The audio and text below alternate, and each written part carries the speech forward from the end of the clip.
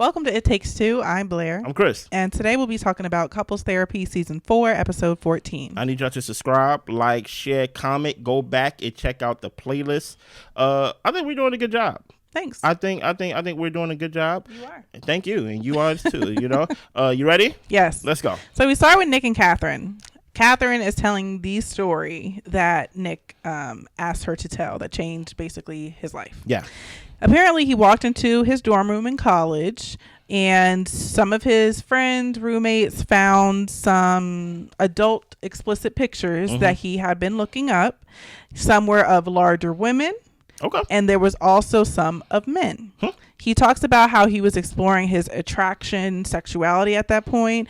There was this intense judgment and shame of the complexity of his sexuality, and he felt like, well, people did consider him to be gay. Okay.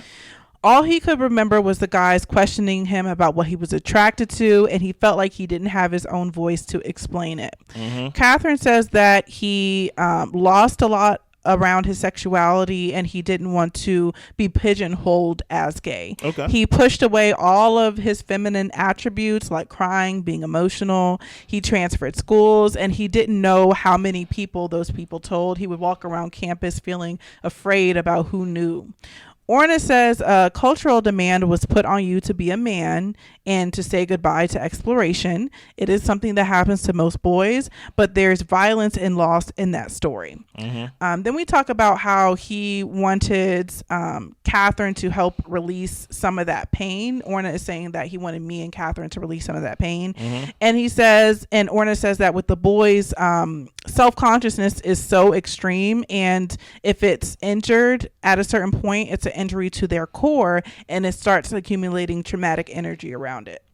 Yeah. What is your thoughts on the story of how it was relayed to us, and basically how he was inputting the little small details and stuff like that? Honestly, first reaction, I'm gonna be honest, I didn't think the story was that bad. Oh my gosh, Blair. I was thinking to myself, okay, you were in college, you were exploring your sexuality. A lot of people do that. You were caught about it, so it kind of felt like your agency was taken away. So I see how that was hard.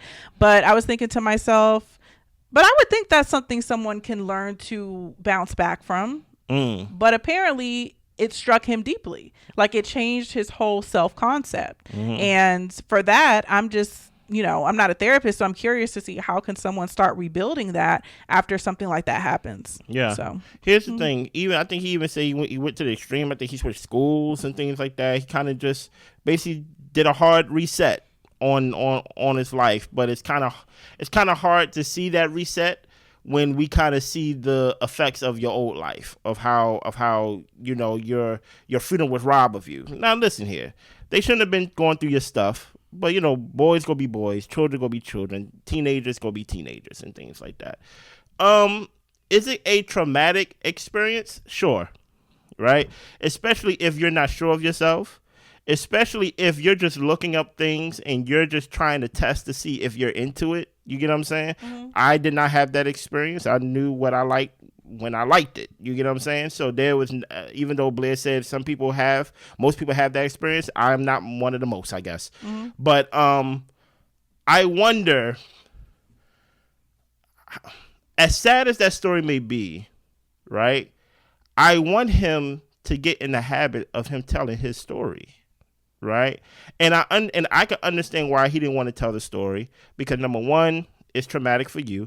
Number two, this is film. So now I know your story and I don't know you. You get what I'm saying? But the thing about it is, once you are able to tell your story, granted, I give him a little respect for even inputting little things that Katherine don't know because she wasn't there. But once you are able to tell your story, that's you kind of taking the power back. You just being able to say, this is what happened.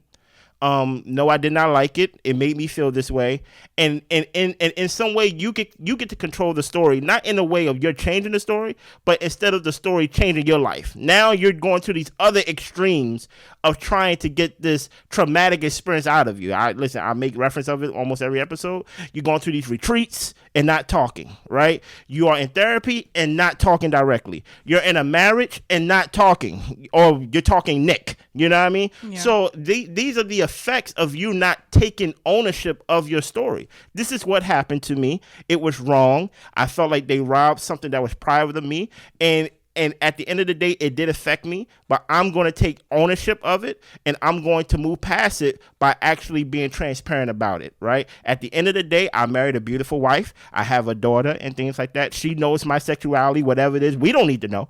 You get what I'm saying? And this is my life now. But I think that it raises the question that because that happened, was he not able, which he said he wasn't able to explore his sexuality after that because of how embarrassing that was. But it makes me wonder, like, does he feel at any point that maybe he missed something? Or is missing out on something? So maybe it's more than just something that happened in the past, but I'm currently unable to explore because of what happened to me, because I decided to marry a woman. That's fair. Because, you know, I have a child and I created this life. So now I'm missing out on something possibly. Not to try to put words in his mouth, but it just wonders, like, is the effect more than just that moment? Like, is it robbing you of your present as well? Yeah, the same. So, kind of like how he didn't want to pigeonhole his sexuality.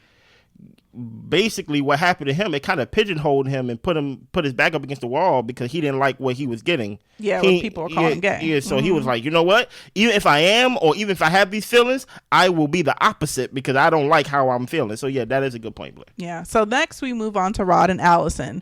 She says he doesn't talk, but he says that he does talk. Okay. So. Allison thinks that he is complacent in a lot of places. And he says sometimes he is, and she gives him a kick, which is needed at sometimes. Okay. Orna tells him, you're robbing yourself of getting in touch with you. She resents having to kick you at times, and that leans into this toxic dynamic. He's been trying to notice his blanks, where he doesn't have anything to think, or he doesn't have a perspective or nothing to say, and trying to actually give himself time to figure out what his perspective is. Yeah. And Allison says, you know, I want you to be able to stand by yourself. And Orna says, okay, now this is a problem because you're telling him what to do now. He chooses to be quiet sometimes because what's the point of injecting thoughts and ideas when she's on a roll, so to say? And Orna says, well, you can be the one to call her in as well. This arrangement worked for them for a while, but apparently it stopped working. And Orna asks, what are they avoiding? What would it be like if you guys didn't have to engage in this way? She tells them to imagine what their relationship could be and how else they could connect. Here's the thing, right? Which is actually funny. He says something in the recap, Blair, to where he said he's trying to work on his blanks, to where he's basically trying to have an opinion about something. He's just not trying to, you know, to leave her out there by herself, right? And as a guy, I can 102% relate to him, right? Here's the thing about, I'm a very direct guy. I'm very good at communication. And even as a guy, you need to practice having an opinion about things that necessarily don't matter to you, right? There's a lot of things that don't matter to me. And because as a guy, we are taught in society to provide, to protect, right? So we kind of look at things in a way of, is this a life threatening situation or not, right? So something that matters to you, Blair, may not be a life threatening situation, which caused me to not really care. Right. You get what I'm saying? If I was just to put it in that simple term.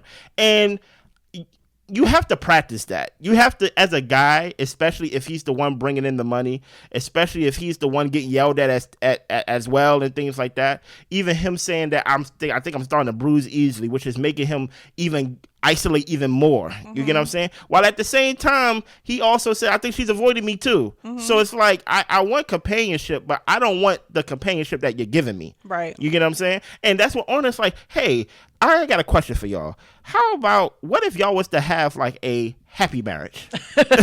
Let's just think about it. Like, let's just strip everything that y'all been doing, right? And listen, we seen the beautiful pictures, and I'm not gonna hold you, they were beautiful. Yeah. And of basically from the time when they was young and when they was dating and then they got married and things like that. They looked very happy, right? And it's just like life has a way of grinding you, Right. right? And you can become something and not even notice the change of when you became that thing. So I believe there was many times in his life to where he didn't have those blanks. You know what I mean? But life happens. There's certain issues and priorities that you know what, how you feel right now, I gotta shift that down on the priority list because I have to make sure I provide and protect and things like that. Now we got a child, so a lot of your feelings get kind of, you're not working. Exactly. So is and what happens is you kind of lose that skill of basically caring about the little things that have to do with your partner, right? And I can 102% agree. Even though me and Blair we've been together for a while now, but my thing about it is I can 100% agree. It kind of goes in line to what I say about men. I think all men, especially men, all men should have the emotional chart wheel. And they should know more emotions because we feel a lot, but we describe every emotion that we feel in like 3 emotions. Yeah. And that's rather happy, angry. Do you get what I'm saying? I don't even think we really feel sad because like content. Yeah, it's like I'm just here. Exactly. So and there's more emotions that exist that we just don't acknowledge, that we draw a blank to because we don't have the practice of actually like, caring and actually doing it. Yeah. I think that it's good for them to consider their dynamic because it's hard to do one thing when the other is out of place. Yeah. I think that it's hard for him to care about what Allison's saying when she's yelling at him. And I think it's hard for him, and it's hard for her to be softer and more considerate with him when he's basically just sitting around, no opinion, no input, going to work. Not to say this is strictly their dynamic, but going to work, providing, and not necessarily meeting her where she's at. She can be frustrated because like you're not providing me the attention or the affection and all that type of stuff, which goes into the fact that why would I want to give you affection if I can't sit down and watch a TV show without you yelling at me about the dog? So I think that it is a effort for the both of them to be mindful of their actions and inactions for them to become a healthier couple. Yeah. So. Also, I want to point out this little thing too, which is I'm happy that Orna didn't point it out. She left it for me to point it out, I think. Okay. Right? Sex is important, right? And let me show you how important it is, because it's a way for them to connect. And you have to understand that he's not feeling affection towards her based on how their dynamic is, right? She is longing for affection, but she don't know how to communicate it, and she don't know how to change basically the core of who she is, right? So when she's over here saying, hey, let's have sex, you get what I'm saying? That is her way of translation of, hey, I was wrong. I shouldn't have yelled at you about the dog. You get what I'm saying? Yeah. And I want to connect. I want to reset. You get what I'm saying? Because there's many times that as couples, they may have had an argument and things of that nature, and like they just have sex, and that's kind of like a reset. They kind of like, in a way, sweep the issues under the rug in a way. Yeah. And I think she want to use sex as a way to basically like, I know who I am. I shouldn't have yelled at you. I'm sorry, but let's just connect, and I'll make it up to you there, right? Yeah. But he's bruising easily, and he's like, I don't want to have sex with you. That's why when she's talking about let's have sex, he's like, soon. Because it's taking him, it's like it's sticking with him, and she's probably like that's not how things used to happen. And I will say they both have to be better at being receptive to each other. Yeah. When he sees that she is trying to put it out there that she wants to connect in a sexual way or any way that she's doing In her unique way, yeah. Other than yelling, like when he sees that she's trying to connect, then he needs to be receptive to the fact of, okay, she's trying, even if it may not look perfect. Yeah. And I think that also he needs to, she needs to be receptive to the fact that, if I see that he got in from a long day of work, am I really going to get upset or to approach him about this type of situation when at the core of it, I just want to talk to him? Yeah. So it's a lot with them. It's a lot. And I think love is there. I don't feel the same way about them as I feel about Boris and Jessica. Yeah. Not even close. You get what I'm saying? And granted, even though I gave that advice about the whole sex thing, listen here, I'm the type of person to where things stick with me. You get what I'm saying? Don't touch me. Don't look at me. I'm mad at you. You get what I'm saying? Because what you said was mean. You know what I'm saying? And it will stick with me because I'm just like, I don't like you right now. Yeah. I don't want to be around you. So, I'm toxic, but it is what it is. So we move on to Kyle and Mondo. We learned that they went to a bathhouse in Mexico to hook up with strangers. Mondo says it was fun, and Kyle said he wasn't finished. He wanted more. Wait a minute. So they left before he was ready to go. Mondo talks about how they were there for 3 hours and like how much sex can you really have. Kyle didn't say yes or no to leaving. He just looked upset, and he just stopped listening to him. And it killed the whole vibe. Kyle missed being part of, like, with being around deaf people, having deaf people dialogue. And Mondo asked him, well, why did it take going for a bathhouse for Kyle to come out with that? Orna asked Kyle, are you holding things in right now rather than speaking? Okay, this is the part where he was saying, like, no, like, I was just waiting my turn. I was just listening. And Mondo was saying a lot. So Mondo was making him think about going back to, once we leave Mexico, like we had a good time, we were hanging out with folks. Now I have to go back to my hearing friends, go back to responsibility. And he was just kind of in a state of paradise at that moment. Orna is developing a theory that Mondo is working so hard that he can't pick up the cues that Kyle is sending. Kyle also isn't sending enough cues to Mondo to let him know when you're in distress. Kyle says that he has had opportunities to give cues, but what prevents him is if he were to say what he needs, he fears that Mondo would walk away. It was the same dynamic with his dad, and he is repeating that same thing. Yeah, you are becoming your father in some ways, but I say this though. Well, I would say for this, he thinks that Mondo would be like his dad. Like he doesn't want someone to walk away from him. Maybe. But at the same time, what I'm seeing here, and maybe this is not nice to say, like y'all want two different things. He wants to be part of his community. Talk about Kyle, right? He don't only want to be part of his community that is the same sex and things like that. He wants a community where they can speak the same and speak the same way. You get what I'm saying? So I'm like, Mondo, I understand you love him, but at the same time, you're doing things that like even though you may say it was fun, your heart not really into it. You get what I'm saying? Like this is probably something you probably can do probably once a year, maybe twice. For Kyle.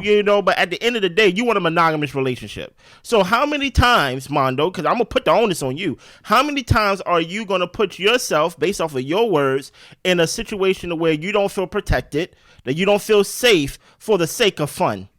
For the sake of Kyle. That's you not thinking about yourself again. You get what I'm saying? Even though what happened to you was not your fault. It was not your fault of you getting abused, of you getting beat and things like that, to where they structurally had to repair the side of your face and things like that. It is your responsibility to protect yourself. It is your responsibility to take all your experiences that happened to you, those that was your fault, things that wasn't your fault, and to use those experiences to make better decisions in the future and in the present. You get what I'm saying? And my thing is, if you want protection and monogamy is what you feel protected in that cocoon, Kyle is not willing to get that to you. So what is your decision? Now the ball is back in your court, right? I'm not looking for Kyle to change, to be honest, right? Because Kyle is the one that's giving the ultimatums. Kyle is the one that even though y'all have been there for 3 hours and things of that nature, he's mad that he got to leave. He wanted to be there for 30. You know what I mean? At the end of the day, Kyle is putting his cards on the table.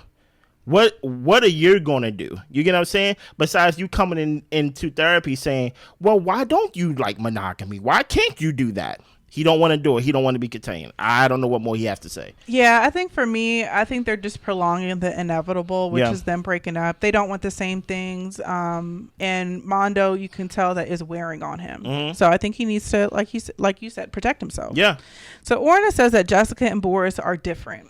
He talked about himself as a monster and was outraged by that characterization. He is upset that she's experiencing him in this way. Yeah. So we get to their session. There's a lot he doesn't want to do that he has to do. He doesn't like being a homeowner, and there's so many small tasks with being a homeowner. And Jessica says, can we talk about me? And Boris says, we'll get to you. I haven't forgot about you. I promise. He knows he's radiating negativity right now. Well, Jessica wants to talk about us, the things that she needs to do for them to live right now. She has to make money. She is becoming less stable mentally, physically. She's talked about how she's had a cough for a year. She lost weight unintentionally, her hands shake, and the emotional part as well. Like she can see how she could be headed to a place to where she's not going to be able to work at all because of how she's feeling and doing overall. She has told him that she needs him to move out for a while until their situation calms down, and he says that he would prefer to stay. It would be worse to move out. Orna asked about separation and what could they live with when it comes to that. Boris wants Jessica to feel where he's coming from, and Orna says, well, what he wants might be a fantasy. And Boris says acknowledgement and recognition cannot be a fantasy from my partner. Stop right there. Because some people didn't see the last episode, Blair. Yeah. But you didn't acknowledge, as Blair pointed out perfectly in the last episode, how she felt when she was in Montana with you. Yeah. She said she wasn't doing well in Montana, and you said, you was doing fine. Yep. Another thing I want to add too before I finish it is that Boris also talks about how he would do anything for his partner, but he won't move out. No. And she asked him to leave. And he said, I actually think it'll be worse if I move out. I think it'll be worse for you if you move out. Yeah. And I think that's the thing, is that everything is kind of circling around Boris and Boris's state, that he's not recognizing that he is like slowly making his wife sick. Yeah. So Orna says that sometimes your partner can't give you what you want. And Boris says Jessica is furious with him, has little rope. He has a little rope, but to do anything other than she only grits her teeth, basically. She doesn't want to deal with this with real soul and heart, and he wants her to get that this is a catastrophe for him. Okay. Jessica says that she's done that and he doesn't feel like it's enough. She says that his feelings are just so big and she's tired of fighting for space. She was initially hopeful and now she feels doomed. She wants him to acknowledge that things aren't going well, that his wife isn't doing well, and to prioritize stability so she can get to a good place. But your problems are so big that there's no room for other considerations. So your wife having this cough, okay, a cough for a year, okay, cool. We straight can just leave that alone, because if you went to the doctor and they say we don't know where the cough is coming from, okay, we can mark some things off the list. But now you're shaking, you got the shakes, and now you're losing weight, and you're not trying to lose weight. That's not a catastrophe for her, right? Like I don't understand how he wants to be picked up and burped, while at the same time he won't pick up and burp the people that are basically feeling like they don't have space in like his life. Now, to go off of what he said, I do think it will be worse if they separate, right? I do, and when I say separate, I mean like if he was to move out, right? I am not a big believer in, hey, let's practice living separately. We're married, right? But at the same time, if you're gonna move out, I'm going for a permanent moving out. Like as in, maybe if you can't, Boris, if you can't make space for your partner's feelings, for like your partner's emotions and things of that nature, then you need to be by yourself. Because I think it's coming to the point to where you don't want somebody to be in a marriage and then they have to choose themselves.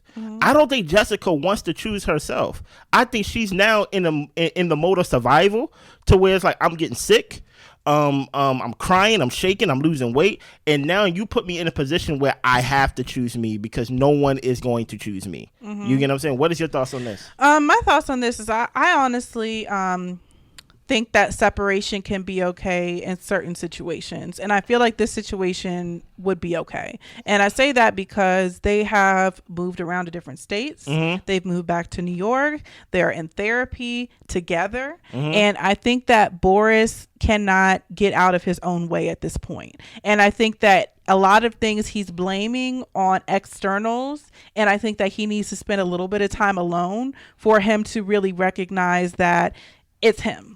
And even with him by himself, he's going to find things to be unhappy about. So I think that he needs to do some individual therapy. This is my prescription.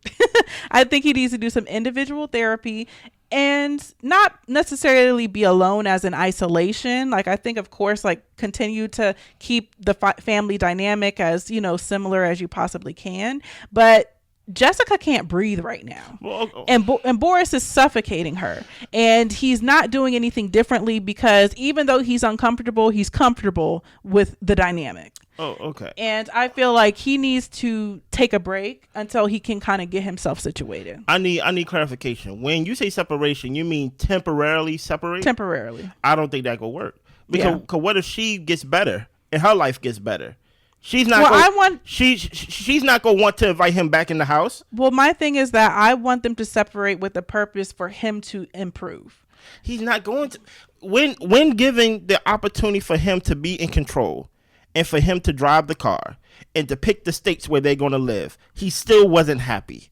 But that's why I'm saying he needs individual therapy. And I agree with the individual therapy. What I think is going to happen if they separate is she is going to flourish, right? Her life is going to become better and things like that. He already have proven that wherever his feet is, he don't know how to make the best out of whatever situation he's in.